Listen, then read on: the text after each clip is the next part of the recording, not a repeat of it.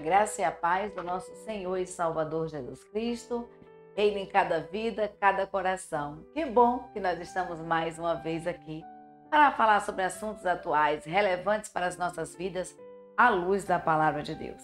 Como quase todo sábado, porque ultimamente não estamos podendo gravar, né? Devido a problemas técnicos aqui nos aparelhos, mas nós trazemos sempre um assunto da revista Visão Missionária. E, queridos, o mês de julho, maio, junho e julho, as organizações missionárias estão em foco. E o mês de julho é o mês de missões estaduais. Então, a União Feminina Missionária Batista do Brasil, ela trouxe um assunto muito bom, pertinente às nossas vidas, que é o sermos mulheres, sermos cristãs e sermos missionárias. É isso sim, mulher cristã e missionária. É um artigo da revista Visão Missionária, terceiro trimestre de 2025. E aí, o que é que a União Feminina teve como visão? Vamos trazer uma missionária, né? Para falar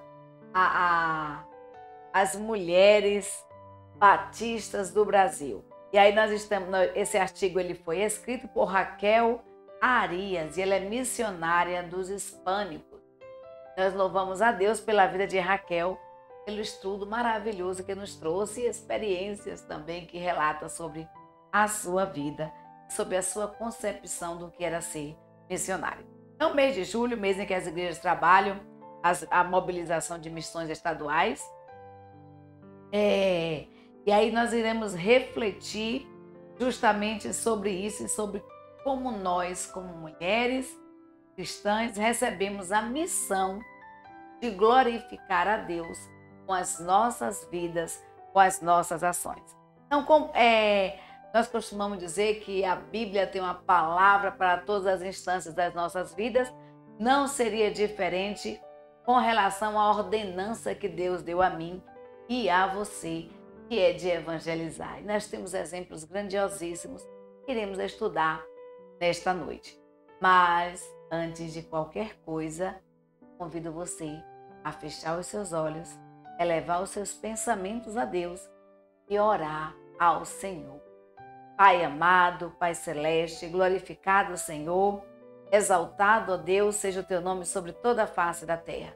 Senhor, muito obrigada pelo teu cuidado, pelo teu agir, pela tua presença em nossas vidas. Muito obrigada, Senhor, porque tu és Deus e tem cuidado de nós em todas as instâncias, em todos os momentos. Obrigada, ó Pai, pelo privilégio que tu nos deste de anunciarmos, ó Senhor, as tuas verdades, a tua palavra. Poderias, ó Deus, usar qualquer um, mas escolheu a mim, escolheu a nós para testemunharmos, para glorificarmos o teu nome. Usa, ó Deus, as nossas vidas como instrumento nas tuas santas mãos. Eu não venha falar nada de mim mesma, mas unicamente usada por ti. Abençoa, Deus, as vidas em que a tua palavra tem adentrado. Abençoa, Deus, os lares em que a tua palavra tem adentrado, Senhor. Toma, Senhor, nas tuas santas mãos. Tu conheces, ó Deus, as necessidades, as dificuldades de cada um. E nós te pedimos, ó Deus, a tua intervenção. Que tu esteja, ó Deus, com o teu toque santo, ó Pai, restaurando tudo aquilo que precisa ser restaurado, ó Deus, transformando tudo aquilo que precisa ser transformado. Obrigado, ó Deus, por tudo. É o que nós te pedimos, no nome santo de Jesus. Amém. E Paulo, né? Mulher cristã e missionária, falando em missões, nós vamos lembrar de Paulo, né? Paulo, em Atos, capítulo 20, versículo 24, nos diz assim: todavia, não me importo nem considero a minha vida de valor algum para mim mesmo, se tão somente puder terminar a carreira e completar o ministério que o Senhor Jesus me confiou, que é o Evangelho da Graça. Queridos, esse versículo ele expressa a prioridade de Paulo, a primazia de Paulo em glorificar a Deus, em agir naquele ministério para o qual ele foi chamado, que é de testemunhar do Senhor Jesus. Então nós temos aqui o cuidado que Paulo tem, né? Esse cuidado, nós vemos essa devoção, esse compromisso de fé de Paulo com a evangelização, com a divulgação do ministério. E aí a autora, ela faz uma pergunta para mim e para você. A Raquel, né? Raquel Arias, ela traz essa reflexão e perguntas para mim e para você. Como podemos, como missionárias, como podemos viver como missionárias no lugar em que Deus nos plantou? Querida, onde Deus te plantou? Aonde Deus te colocou? Como você pode viver como missionária, como missionário no lugar que Deus te colocou? E aí, como fazer parte da obra missionária apoiando os obreiros e os irmãos que estão num contexto de perseguição? Porque a igreja do Senhor, ela tem sido perseguida. Muitas vezes de forma direta, muitas vezes de forma indireta, mas aqueles que se colocam à divulgação da palavra, aqueles que se colocam a serviço do reino, esses sofrem sim perseguições. E aí você pode imaginar assim, no Brasil a gente não tem isso, irmã Paulina. Engana-se quem pensa assim, né? A gente tem visto e ouvido, presenciado, muitas vezes vivido essa questão da perseguição, quando realmente nós queremos, nos separamos para pregar, para ministrar a palavra de Deus em um contexto, queridos, tão bagunçado está o mundo, né? Eu vou dizer assim, bagunçado porque faltou palavras para dizer o mundo em que nós estamos vivendo no século XXI, em que os valores têm sido mudados, o que era certo passa a ser errado, o que era errado passa a ser certo, as pessoas não têm assim uma convicção do que é, do que faz, não tem mais palavras. Saudade nós temos do tempo em que um compromisso era firmado apenas com uma palavra, né? E hoje, muitas vezes, nós vivemos uma época que as pessoas assinam um documento, têm testemunhas e muitas vezes esses documentos, aqueles termos em que você assinou não são cumpridos. Então, como que as mulheres da sua igreja ela pode fazer de forma prática para sustentar e fortalecer o trabalho de missões estaduais? Como é que as mulheres das nossas igrejas ela pode estar fazendo esse fortalecimento, esse sustento em missões estaduais? E a gente vai ver que não é só o orar, né? A missão ela diz, olha, ora, vá, né? Vá, cumpra esse ide e contribua. Então, 3 é fundamentada em um tripé. Nós precisamos orar, nós precisamos ir e nós precisamos contribuir. Então, o chamado missionário para resgatar o perdido, ele faz parte do plano divino para a vida de todo cristão. Nós fomos chamados por Deus. A questão é, estamos atendendo a esse chamado? Estamos dando primazia a esse ministério, como vimos no exemplo ali de Paulo em Atos, né? Em Atos capítulo 20, versículo 24, quando Paulo ele faz essa declaração. Então nós temos que enxergar o conceito de missionário, porque muitas vezes nós somos tendenciosos a achar que missionário é aquele que vai no campo, né? Aquele que sai do país, aquele que sai do estado, aquele que sai da sua casa. No entanto, é importante, é isso que a autora nos diz, nós compreendermos juntos o verdadeiro significado bíblico de ser mulher cristã em missão. De ser mulher cristã em missão. Nós vivemos em um mundo pós-moderno, onde as verdades elas são relativas e as formas elas perdem seus contornos. As formas elas perdem seus valores. Nesse cenário, definir aquilo que antes era óbvio, que era natural, que era normal, que era certo. A gente está vivenciando um grande desafio. Porque por vezes se torna perigoso você expressar a verdade. O que eu quero dizer para você é que independente de que como você veja um círculo, a forma do círculo ela vai continuar a mesma, mesmo que você diga que é quadrado. Mas nós estamos vivendo em um contexto de um mundo pós-moderno, em que muitas vezes nós precisamos nos calar ou concordar, porque se torna perigoso dizer que um círculo é um círculo e não um quadrado. Então, nós precisamos ter esse cuidado e se sua verdade e entender que a Bíblia ela não se curva diante das constantes mudanças do mundo. A Bíblia ela permanece a mesma. A palavra de Deus não muda, independente de qual seja o contexto, de qual seja a situação. Então, os discursos de um cristão muitas vezes contradizem, porque nós vamos na contramão do mundo. E é por meio das Escrituras que nós podemos compreender o significado autêntico de ser mulher, a convicção santa de sermos cristãs e o chamado inegociável de viver como missionárias aonde nós estamos, no local em que Deus nos colocou, e isso até a eternidade, até Deus nos convidar para estarmos com Ele. Então a palavra de Deus nos diz assim, em Filipenses capítulo 1, versículo 20 em diante: aguardo ansiosamente e espero que em nada seja envergonhado. Pelo contrário, com toda a determinação de sempre, também agora em Cristo será engrandecido o meu corpo, quer pela vida, quer pela morte. Porque para mim, o viver é Cristo e o morrer é lucro. Caso continue vivendo no corpo, terei fruto do meu trabalho. Do meu trabalho, então eu já não sei escolher, é isso que Paulo está dizendo. E aí ele continua, olha, eu estou pressionado dos dois lados. De um lado, o desejo de partir e estar com Cristo, o que é muito melhor, com certeza. Contudo, é mais necessário. É muito mais necessário. É mais necessário que eu permaneça no corpo.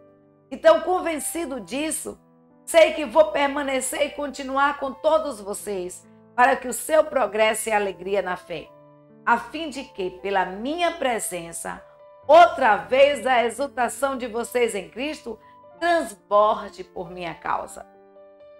E aí, Paulo, ele continua, sem de forma alguma deixar-se intimidar por aqueles que se opõem a vocês, para eles isso é sinal de destruição, mas para vocês de salvação. E isso da parte de Deus.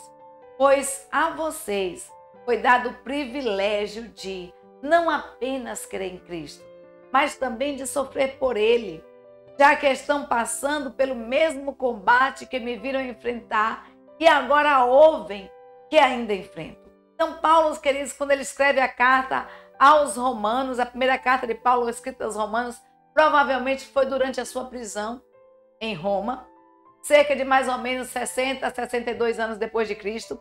E esse contexto ele envolve a igreja de Filipos, uma cidade romana da Macedônia, que havia sido fundada por Paulo em sua segunda viagem missionária. E essa carta ela é caracterizada, apesar de Paulo estar preso, essa carta aos Romanos ela é caracterizada com um tom de alegria e de gratidão, apesar das circunstâncias em que Paulo estava vivenciando. Perseguido, preso, porque havia feito algo de errado? Não. Perseguido e preso por divulgar, por anunciar a Cristo. Então, quando nós vivemos, e Paulo ele fala para a igreja, queridos, a igreja preocupada com Paulo, e a carta de Paulo é uma resposta à igreja, conversando com a igreja e fortalecendo a igreja.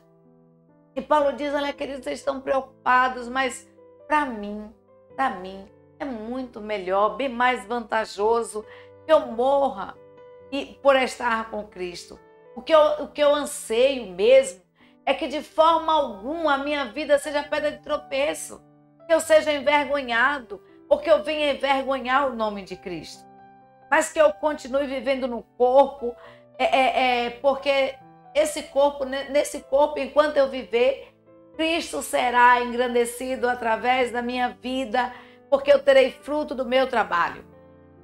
Então eu já não sei escolher, eu vivo em um dilema, porque para mim, quer estar vivo, quer estar morto, tanto faz. Porque para mim o morrer é Cristo, né? O morrer é lucro. A morte para minha vida seria lucro, porque eu vou estar ao lado de Cristo. Contudo, todavia, entretanto, o meu viver também é Cristo. E nós, queridos, nós precisamos estar assim, porque Paulo ele estava pressionado com o desejo de partir e estar com Cristo, e ao mesmo tempo sabendo que era necessário continuar a obra que Deus colocou em suas mãos.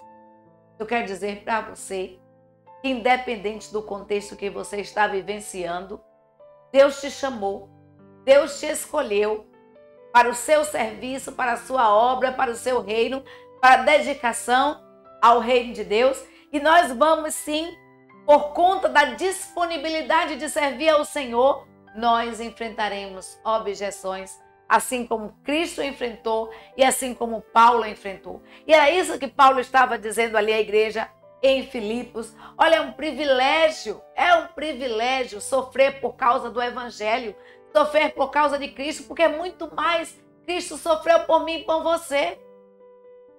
Muito mais Cristo sofreu por mim e por você. Então, é essencial, queridos, nos lembrarmos, antes de qualquer coisa, que neste mundo marcado pela queda, é essencial lembrar, antes de qualquer coisa neste mundo, que este mundo, ele é marcado pela queda.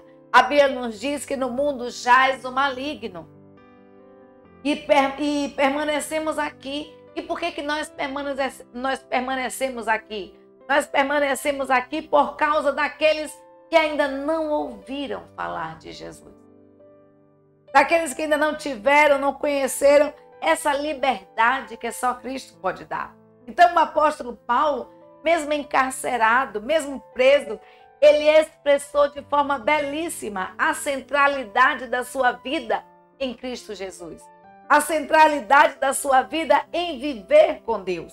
Então, em sua carta aos Filipenses, ele declara, sim, esse desejo de estar com Cristo, mas ele considera, ele reconheceu a necessidade de estar aqui divulgando a palavra de Deus. Então, ele afirma, olha, por vossa causa, que é mais necessário que eu permaneça na carne.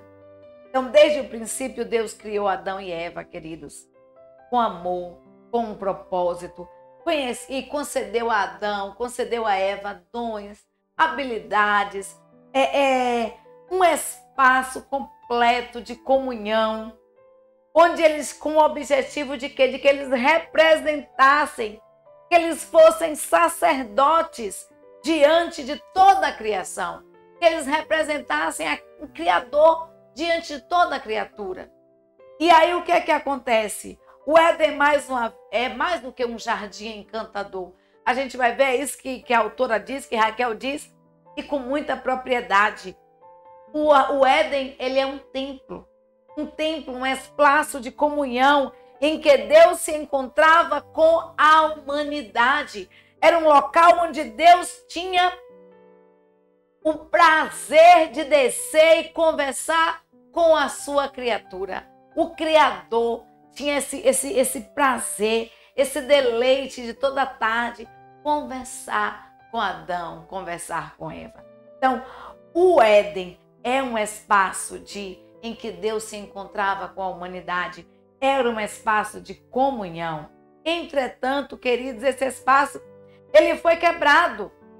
E a missão que Adão e Eva tinham de refletir a glória do Criador, de cuidar da criação e de viver, de ser o elo entre o céu e a terra, essa missão, ela é quebrada. Essa aliança, ela é rachada. Essa comunhão com Deus, ela é partida. E por conta de quê? Por causa do pecado. E aí o pecado adentra a humanidade, e nós estamos hoje enfrentando o trabalho árduo, a dor e o distanciamento do Criador. E a gente vai ver, queridos, que mesmo, assim como Deus teve todo o cuidado com Adão e com Eva, quando tiveram consciência do pecado e perceberam que estavam nus, Deus teve todo o cuidado de vestir com peles aqueles dois.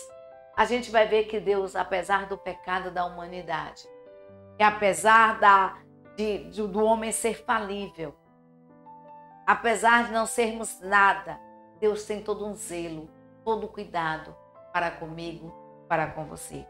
Todo um zelo, todo um cuidado para com as nossas vidas, independente do juízo. Independente do juízo, Deus ama. Deus cuida de nós.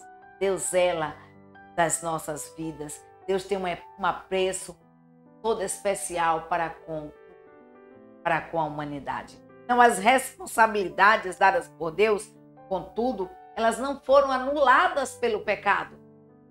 Nós vamos ver que Adão e Eva receberam essa missão, mas essa missão, queridos, ela continua, e Cristo, ele afirma isso, ele reafirma isso, dizendo, olha, ide por todo mundo, pregar o evangelho a toda criatura.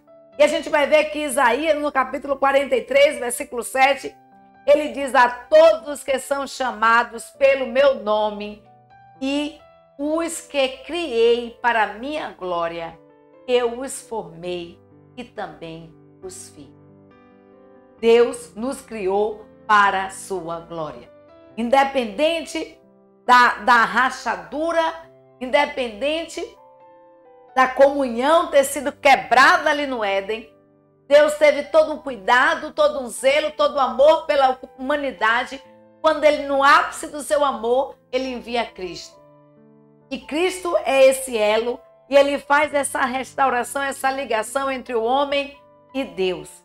E é através de Cristo que nós temos livre acesso a Deus. Então, as responsabilidades dadas por Deus não foram anuladas por conta do pecado. Elas se tornaram mais difíceis de serem cumpridas. Mas continuarão vigentes. Elas continuarão firmes. Elas continuarão existindo, apesar de serem mais difíceis de serem cumpridas, porque ao longo da história bíblica, nós vemos essa vocação sendo transferida a outros homens. Nós vamos ver que Deus levanta a Abraão, a Jacó, a Moisés, o povo de Israel. Deus fala com Davi, Deus chama João Batista, os apóstolos, os primeiros cristãos. E da mesma forma, Deus chama a mim e a você. E nós existimos, queridos, é isso que Isaías diz, para refletir a glória de Deus. Então, em Cristo, esse chamado se intensifica, pois todos nós, com o rosto descoberto, contemplando a glória do Senhor, nós somos transformados de glória em glória na sua própria imagem, como o Senhor, que é o Espírito. É isso que Paulo nos diz em Coríntios 3,18. Então é fundamental entender que, por mais entusiasmadas que estejamos com a obra missionária, mesmo que acreditemos ter habilidades específicas para exercê-la, a origem do chamado missionário não está em mim ou em você. A origem do chamado missionário não está em nós. A missão de levar o evangelho é parte de um plano eterno de Deus para a humanidade. Nada, queridos, nada foi improvisado. Nada é um improviso. Nada é um improviso. Deus está no controle de todas as coisas, de todas as instâncias, de todas as circunstâncias. E aí Lucas, capítulo 17, versículo 10 nos afirma: assim também vós, quando fizerdes tudo o que vos for mandado, dizei, nós somos servos inúteis, porque fizemos apenas ou somente o que devíamos fazer. Efésios 2:10 nos diz, porque somos criação de Deus, realizadas em Cristo Jesus para fazermos boas obras, as quais Deus preparou de antemão para que nós a praticássemos. Então, o próprio Jesus nos ensinou, e isso ao afirmar que nós somos servos inúteis, sem mérito algum, que nós apenas cumprimos uma ordenança de Deus, e que o chamado de missões não está em nós. O chamado missionário não está em nós, mas ele é de Deus. Ele é por Deus, estabelecido por Deus, para que eu e você possamos exercê-lo. Se torna difícil a cada dia, mas não é impossível. E o nosso galardão não será aqui na terra, mas nos céus. Então a missão não gira em torno de nós. A missão missionária, ela é sobre Cristo. Tudo o que acontece, tudo que começa e termina em Cristo. Somos apenas instrumentos em suas mãos. E à medida que nós andamos, na fidelidade à sua palavra, o Espírito Santo de Deus nos guia. Ele nos fortalece, ele nos orienta e coloca em nosso coração tanto querer como realizar conforme a vontade do Pai. É isso que nos diz Filipenses 2,13. Então, a autora aqui, Raquel, ela se lembra de quando ela era criança e ela sonhava em ser missionária, né? Ela é uma missionária hispânica e ela sonhava desde criança evangelizar.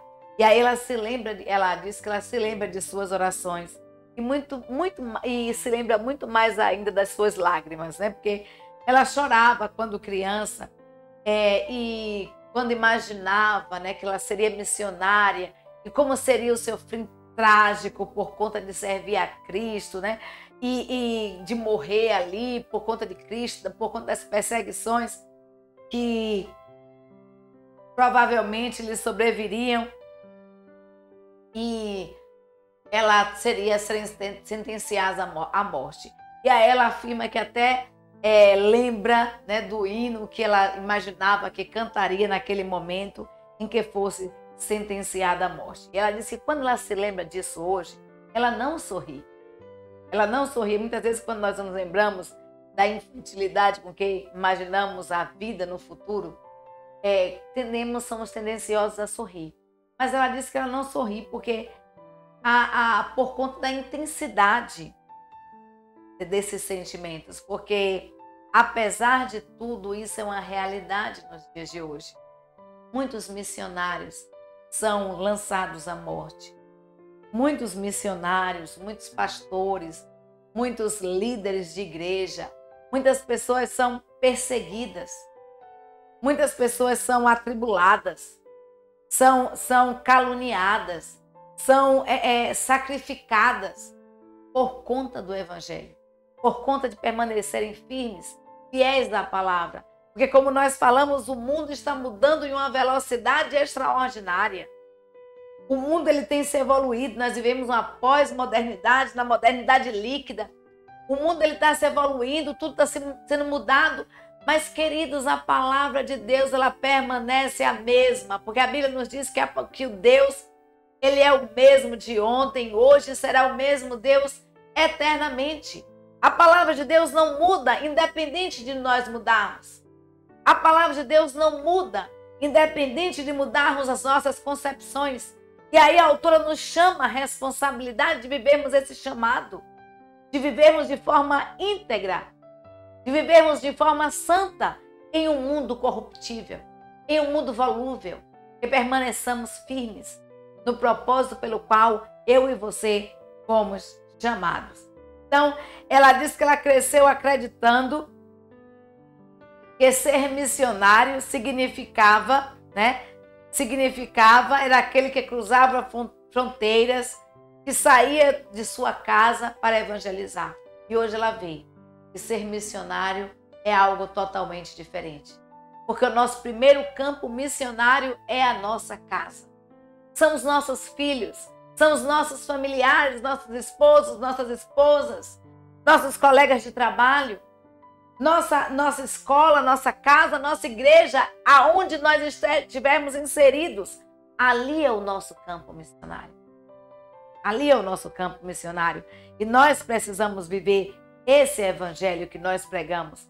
Então, muitos missionários têm sido sim mortos, a perseguição, a renúncia e a morte ainda estão presentes na vida de muitos cristãos. E não apenas daqueles que atravessam continentes. Não apenas daqueles que saem da sua casa e que vão para continentes diferentes dos seus, países diferentes dos seus, culturas diferentes das suas. Então, nós voltamos ao princípio. Atos 1:8 nos diz: mas vocês receberão o poder do Espírito Santo. Quando vocês receberão poder, quando o Espírito Santo descer sobre vocês, serão minhas testemunhas em Jerusalém, em toda a Judeia, Samaria e até os confins da terra.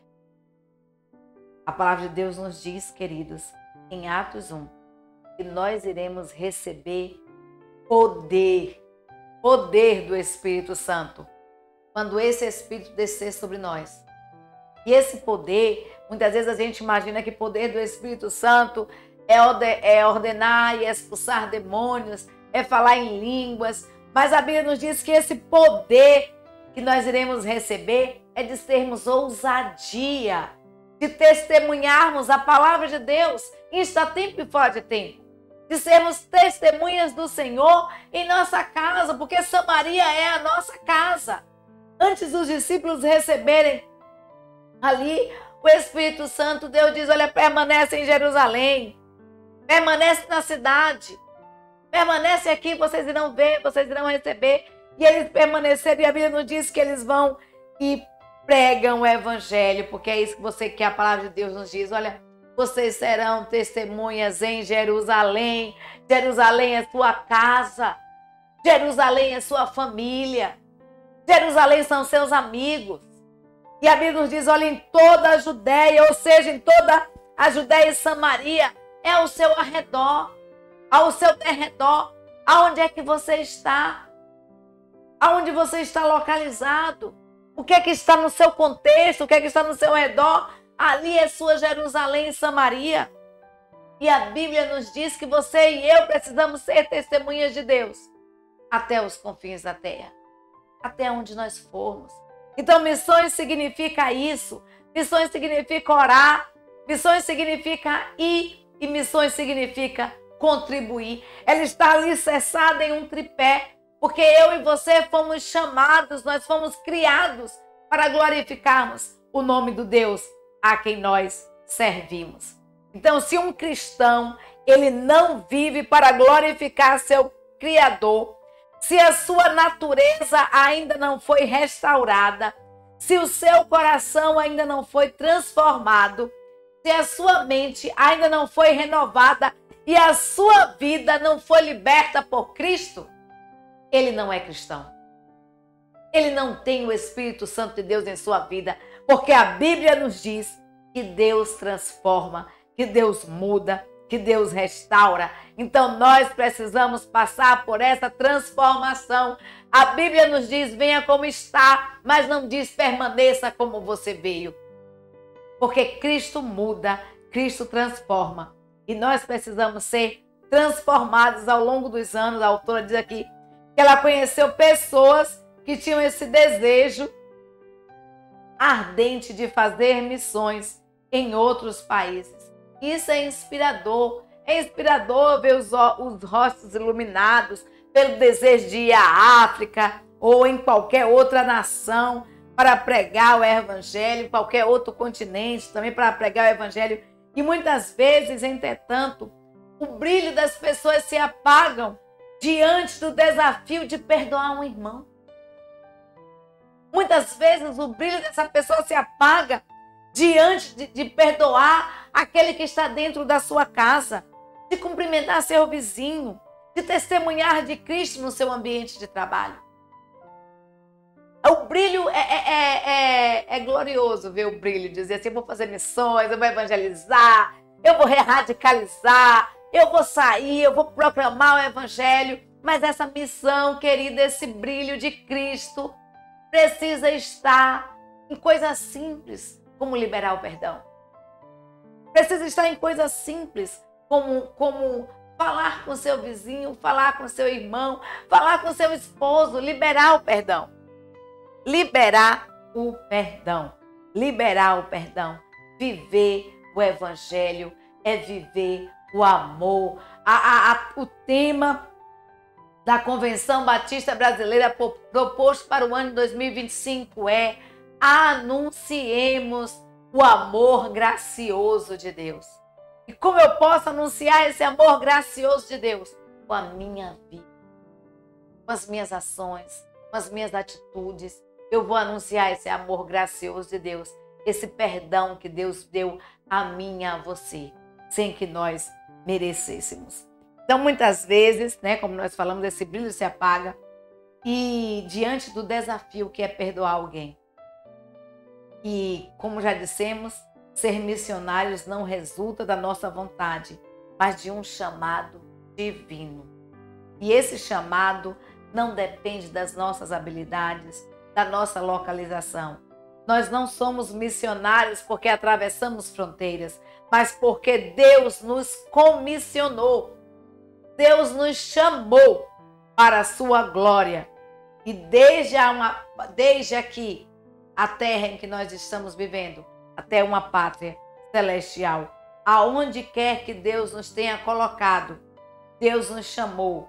Deus chamou a mim e a você para brilharmos, para refletirmos a sua glória. Então, o doutor Lucas, em Atos capítulo 1:8, ele fala justamente sobre isso. Deus nos entrega uma verdade poderosa de testemunhar de Cristo, que testemunhar de Cristo não está restrito a um lugar, não está restrito à igreja, não está restrito a sair de nossa cidade, sair da nossa casa, mas testemunhar de Cristo. Testemunhar de Cristo, queridos, é anunciar aonde nós estamos, até os confins. É deixar o brilho de Cristo refletir dentro da nossa casa, dentro do nosso lar, no convívio com os nossos familiares, no convívio com os nossos amigos, no convívio com os nossos vizinhos. E depois, aqueles que estão ao nosso redor, e depois nós sairmos até aos confins da terra. Então, como mulheres, e eu digo que a autora fala como mulheres, né? Porque o título é Mulheres Cristãs e Missionárias. Mas eu vou colocar aqui no geral, como homens e mulheres de Deus, esse é o verdadeiro empoderamento, é receber esse poder do Espírito Santo de testemunhar deste amor gracioso de Deus. Nós fomos feitas mulheres com propósito e é a partir da nossa feminilidade, do nosso jeito, da nossa forma que nós iremos testemunhar o Senhor Jesus. É do jeito que Deus nos fez. Deus nos chama, Deus nos capacita para testemunhar da sua obra. E aí nós vamos ver, queridos, em 1 Timóteo capítulo 1, versículo 15, que a palavra de Deus nos diz assim: esta é uma palavra fiel e digna de toda aceitação, que Cristo veio ao mundo para salvar os pecadores, dos quais eu e você somos o principal. Essa é uma palavra fiel, digna de aceitação. É uma palavra verdadeira. Precisa ser aceitada. Olha, Cristo veio ao mundo. E Ele não veio porque nós poderíamos nos salvar. Cristo veio ao mundo porque eu e você nós tínhamos mais o que fazer. O acesso a Deus, o acesso aos céus, ele foi restaurado. Ele foi nos dado através do sacrifício de Jesus ali na cruz do Calvário. Então, nós não estamos aqui na terra. Precisamos nos lembrar disso. Nós não estamos aqui na terra como turistas. Nós não estamos aqui na terra porque nós estamos de passagem. A Bíblia nos diz que nós vivemos no mundo, mas nós não somos desse mundo, nós somos cidadãos dos céus. Mas nós não vivemos aqui como turistas. Quando você sai para turistar, quando você sai para passear, você quer curtir, você quer conforto, você quer bem-estar. Mas Deus não nos chamou para isso não, queridos. A nossa jornada de busca de conforto não foi para uma jornada de busca de conforto, não. Mas uma jornada de obediência ao seu chamado. Obedecer ao chamado de Deus nunca foi fácil. Porque significa renúncia. Significa abrir mão das nossas vontades. Significa abrir mão dos nossos desejos, dos nossos anseios. Então, do nosso conforto. Deus não nos chamou para sermos turistas. Deus não nos chamou para buscarmos conforto. A jornada de anunciar esse evangelho, de refletir a glória de Deus, é uma jornada de renúncia. E o caminho faz parte dessa jornada. Esse caminho de renúncia faz parte dessa jornada. Então, a tarefa de fazer discípulos não depende do lugar, das circunstâncias, do nosso humor. Missões não diz respeito a nós, mas a Deus. E quem convence o homem do pecado, da justiça e do juízo é Deus. A nossa função é abrirmos a nossa boca. A nossa função é testemunharmos, é vivermos aquilo que nós pregamos. Então, esse é o plano gracioso de salvação para os pecadores, do qual eu e você precisamos ter ciência que nós somos os principais. E eu digo, eu sou uma das principais pecadoras. E você precisa entender isso. Que você é pecador. E que um pecado nos afasta da presença de Deus. O pecado, ele mancha. Um pecado, ele faz separação entre o homem e Deus. Nós precisamos ser restaurados em Cristo Jesus. Nós precisamos mudar, voltar ao primeiro amor. Nós precisamos voltar ao encontro de Cristo, por Cristo, né? Então esse é o plano gracioso de salvação para os pecadores, nos quais eu e você somos os principais a necessitar desse perdão. Cristo, ele nos afirma, a palavra de Deus nos afirma que a obra, esse chamado não é nosso, ele é de Deus. E eu e você precisamos entender isso, fazermos como Paulo em Atos, capítulo 20, versículo 24. Olha, queridos, todavia eu não me importo, nem considero que a minha vida é de valor algum para mim, porque esse é o versículo que eu quero que você guarde no seu coração. Todavia não me importo, não considero a minha vida de valor algum para mim mesmo, se tão somente eu puder terminar a corrida completa, o ministério que Cristo me confiou, que é de testemunhar o evangelho da graça de Deus.